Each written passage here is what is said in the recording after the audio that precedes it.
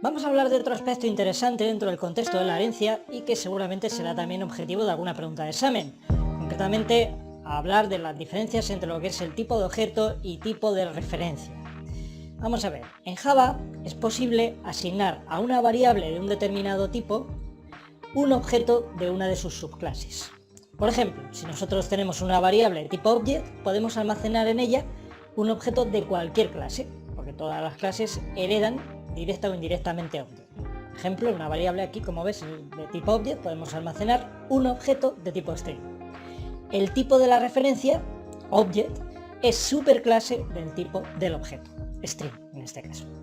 Esto se aplica a varios niveles, es decir, si nosotros tenemos una superclase clase 1 que es heredada por clase 2 y a su vez clase 3 hereda clase 2, en una variable de tipo clase 1 podremos almacenar objetos clase 2 y también objetos de tipo clase 3. Bueno, ¿y para qué queremos esto? Almacenar un objeto en una variable de su superclase.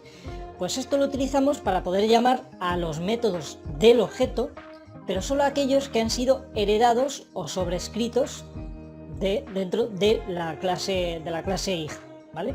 Por ejemplo, si nosotros almacenamos en una variable object un objeto string, podríamos utilizar esa variable object que contiene el objeto string, ¿vale?, para llamar a los métodos de string que son heredados de object, bien directamente o string los ha sobrescrito. En este caso, por ejemplo, estamos llamando al método toString, que como sabes está en object.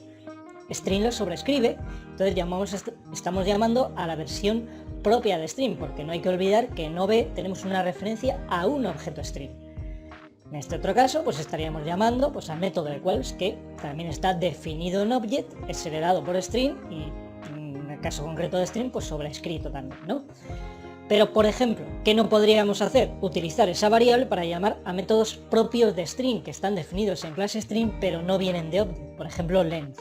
Length es un método propio de string, no está heredado de object y por lo tanto no podríamos utilizar esta expresión ob.length para llamar a ese método. Sería un error de compilación. Una vez que tenemos el objeto en la variable de la superclase, y si queremos retornarlo o almacenarlo en una variable de su tipo específico, ¿qué tendríamos que hacer?